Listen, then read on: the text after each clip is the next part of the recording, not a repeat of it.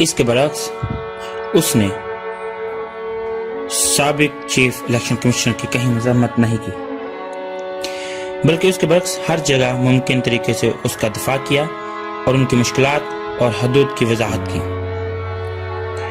اپنی سابق آقا کی صفائی پیش کرتے ہوئے سیکرٹری الیکشن کمیشنر نے یہ بیان کیا، یہ بے چاری روح اکثر شدید دباؤ میں رہتی تھی اور اکثر مستعفی ہو جانے کے بارے میں سوچا کرتی تھی۔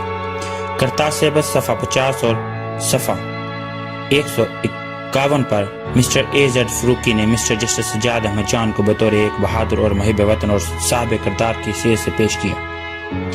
یہ بھی دیکھیے کہ جہاں حکومت کا تختہ الٹنے کے ایک دن بعد صدارتی آرڈر نمبر 4 کے ذریعے مسٹر فروکی کو دوبارہ عہدے پر بحال کیا گیا، وہاں مسٹر سجاد احمد جان کے چیف الیکشن کمیشنر کوئی فی الفور اس عہدے سے سبکدوش کر دیا گیا۔ یہ اطلاع کرتاس سیبس کے صفحہ 28 پر فراہم کی گئی ہے۔ فاروقی کی بحالی ایک پیٹرن کے تحت ہوئی تھی، لیکن ان کے باس کو جن کا وہ دفاع کرتے اور سراہتے ہیں جس طرح سے ناک آؤٹ کیا گیا، اس کے بارے میں کہا جا سکتا ہے اس کا نتیجہ کیا نکلتا ہے؟ کیا سجاد احمد جان اس فوجی ٹولے کے ساتھ ملے ہوئے ہیں یا ایک ایسا فرد ہیں جو دھاندلی کی سازش میں ملوث تھے؟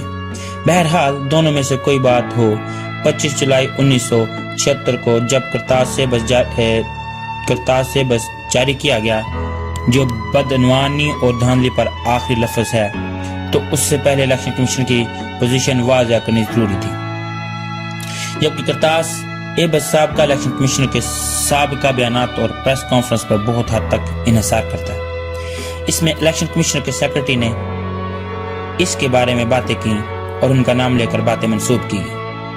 اس میں خود اس شخص کی طرف سے کوئی مستند اعلان اور بیان شامل نہیں۔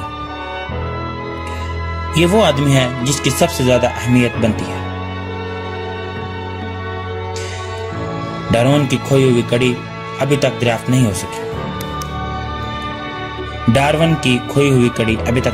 سکی۔ سجاد احمد جان کے اپنے بیان اور شہادت کی عدم موجودگی نے صورتحال کو بطور خاص پریشان کن بنا دیا تھا۔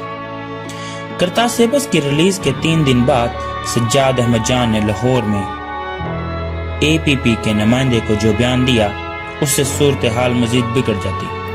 28 جولائی 1976 کے اس ڈپیچ میں بتایا گیا کہ سابق الیکشن کمشنر اب سوئی گیس کے زہر کے اثرات سے بحال ہو چکے ہیں۔ اگر یہ درست ہے تو پھر کرتاس سیبس کے مرتبین کا یہ فرض بنتا تھا کہ وہ اس بنیادی اہمیت کے حامل فرد کا بیان ریکارڈ کرتے۔ اس نامکمل دستاویزات کے درمیان جو خلا باقی ہے اس عرصہ میں پر کیا جا سکتا تھا۔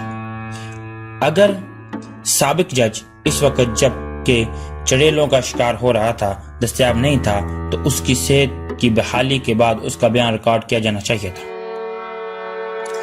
اس طرح اس دستاویزات کی اہمیت میں اضافہ ہوتا۔ کرتاس سیبس کے ترسیل میں اس ضمیمے کے اضافے کی وجہ سے 1-2 ہفتوں کی تاخیر ہو سکتی تھی۔ اب قاری اس گہرے اور خوفناک خلا سے خود ہی نتائج اخذ کر سکتا ہے۔ اس دستاویزات کی کیا حیثیت ہے، ہم اگلے سیشن میں اس پر مزید بات کریں گے۔ اس سلسلے کی اگلی کڑی کے ساتھ آپ کی خدمت میں حاضر ہوں گے۔ تب تک کے لیے ہمیں اجازت دیجیے۔ دیکھتے رہیے اردو پیڈیا۔